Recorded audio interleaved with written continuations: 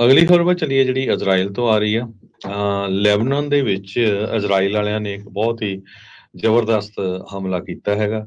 ਖਾਸ ਕਰਕੇ ਜਿਹੜੀ ਹਿਜ਼ਬੁੱਲਾ ਦੀ ਬੈਂਕਸ ਹੈਗੀਆਂ ਉਹਨਾਂ ਬਿਲਡਿੰਗਸ ਦੇ ਉੱਤੇ। ਸਰੋਤਿਆਂ ਨੂੰ ਦੱਸਦੇ ਜਾਈਏ, ਹਿਜ਼ਬੁੱਲਾ ਜੋ ਉੱਥੇ ਕੰਟਰੋਲ ਕਰਦਾ ਹੈ ਲੈਬਨਾਨ ਦੇ ਵਿੱਚ, ਉਹਨਾਂ ਨੇ ਆਪਣੀ ਬੈਂਕ ਕ੍ਰੀਏਟ ਕੀਤੀ ਹੋਈ ਹੈਗੀ ਆ। ਉਹ ਜਿਹੜੀ ਬੈਂਕ ਆ ਉਹ ਛੋਟੇ-ਛੋਟੇ ਲੋਨ ਲੋਕਾਂ ਨੂੰ ਦਿੰਦੀ ਆ, ਜਿਹਦੇ ਵਿੱਚ ਇੰਟਰਸਟ ਨਹੀਂ ਚਾਰਜ ਕੀਤਾ ਜਾਂਦਾ, ਕਿਉਂਕਿ ਮੁਸਲਮਾਨ ਧਰਮ ਦੇ ਵਿੱਚ ਇੰਟਰਸਟ ਦੇਣਾ ਤੇ ਇੰਟਰਸਟ ਲੈਣਾ ਵੀ ਜਿਹੜਾ ਆ ਉਹਨੂੰ ਪਾਪ ਗਿਣਿਆ ਜਾਂਦਾ ਹੈਗਾ। ਐਲ ਕੌਰਡ ਐਲ ਹਸਨ ਕਰਕੇ ਇਹ ਜਿਹੜੀ ਬੈਂਕ ਆ ਇਹਦੀਆਂ ਬਹੁਤ ਜ਼ਿਆਦਾ ਬ੍ਰਾਂਚਿਸ ਹੈਗੀਆਂ।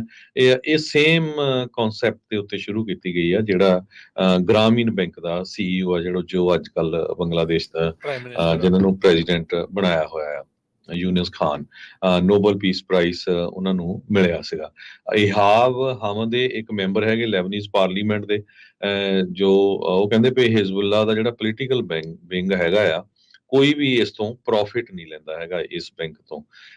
ਤੇ ਹਰ ਸਾਲ ਉਹ 5000 ਦੇ ਕਰੀਬ ਸਕਾਲਰਸ਼ਿਪ ਯੂਨੀਵਰਸਿਟੀ ਸਟੂਡੈਂਟਸ ਨੂੰ ਦਿੰਦੇ ਆ, ਜੋ ਓਵਰਸੀਜ਼ ਪੜ੍ਹਨ ਜਾਂਦੇ ਹੈਗੇ ਆ।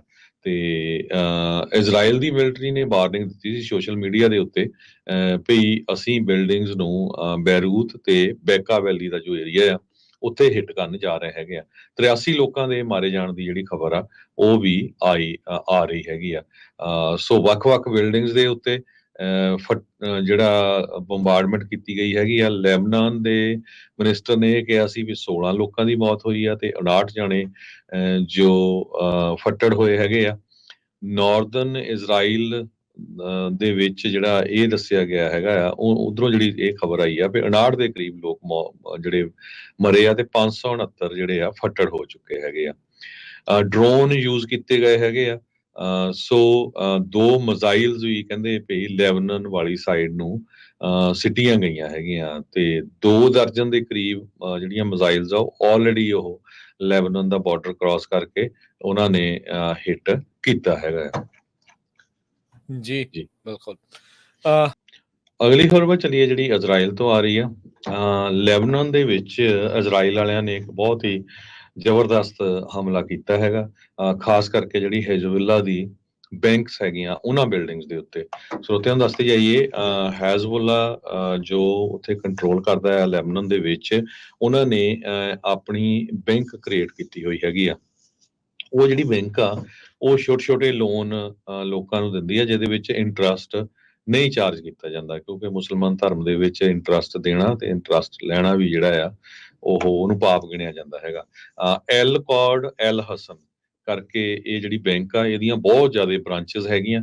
ਇਹ ਸੇਮ ਕਨਸੈਪਟ ਦੇ ਉੱਤੇ ਸ਼ੁਰੂ ਕੀਤੀ ਗਈ ਆ, ਜਿਹੜਾ ਗ੍ਰਾਮੀਣ ਬੈਂਕ ਦਾ CEO ਆ, ਜੋ ਅੱਜ ਕੱਲ ਬੰਗਲਾਦੇਸ਼ ਦਾ ਪ੍ਰਾਈਮ ਮਿਨਿਸਟਰ ਜਿਹਨਾਂ ਨੂੰ ਪ੍ਰੈਜ਼ੀਡੈਂਟ ਬਣਾਇਆ ਹੋਇਆ ਆ, Yunus Khan. Nobel peace prize ਉਹਨਾਂ ਨੂੰ ਮਿਲਿਆ ਸੀਗਾ।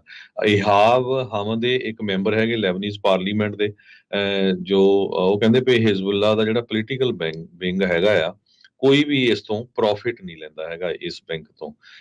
ਤੇ ਹਰ ਸਾਲ ਉਹ 5000 ਦੇ ਕਰੀਬ ਸਕਾਲਰਸ਼ਿਪ ਯੂਨੀਵਰਸਿਟੀ ਸਟੂਡੈਂਟਸ ਨੂੰ ਦਿੰਦੇ ਆ, ਜੋ ਓਵਰਸੀਜ਼ ਪੜ੍ਹਨ ਜਾਂਦੇ ਹੈਗੇ ਆ। ਤੇ ਇਜ਼ਰਾਈਲ ਦੀ ਮਿਲਟਰੀ ਨੇ ਵਾਰਨਿੰਗ ਦਿੱਤੀ ਸੀ ਸੋਸ਼ਲ ਮੀਡੀਆ ਦੇ ਉੱਤੇ, ਭਈ ਅਸੀਂ ਬਿਲਡਿੰਗਸ ਨੂੰ ਬੈਰੂਤ ਤੇ ਬੈਕਾ ਵੈਲੀ ਦਾ ਜੋ ਏਰੀਆ ਆ ਉੱਥੇ ਹਿੱਟ ਕਰਨ ਜਾ ਰਹੇ ਹੈਗੇ ਆ। 83 ਲੋਕਾਂ ਦੇ ਮਾਰੇ ਜਾਣ ਦੀ ਜਿਹੜੀ ਖਬਰ ਆ ਉਹ ਵੀ ਆ ਰਹੀ ਹੈਗੀ ਆ। ਸੋ ਵੱਖ-ਵੱਖ ਬਿਲਡਿੰਗਸ ਦੇ ਉੱਤੇ ਜਿਹੜਾ ਬੰਬਾਰਡਮੈਂਟ ਕੀਤੀ ਗਈ ਹੈਗੀ ਆ। ਲੈਬਨਾਨ ਦੇ ਮਿਨਿਸਟਰ ਨੇ ਇਹ ਕਿਹਾ ਸੀ ਵੀ 16 ਲੋਕਾਂ ਦੀ ਮੌਤ ਹੋਈ ਆ ਤੇ 59 ਜਾਣੇ ਜੋ ਫੱਟੜ ਹੋਏ ਹੈਗੇ ਆ।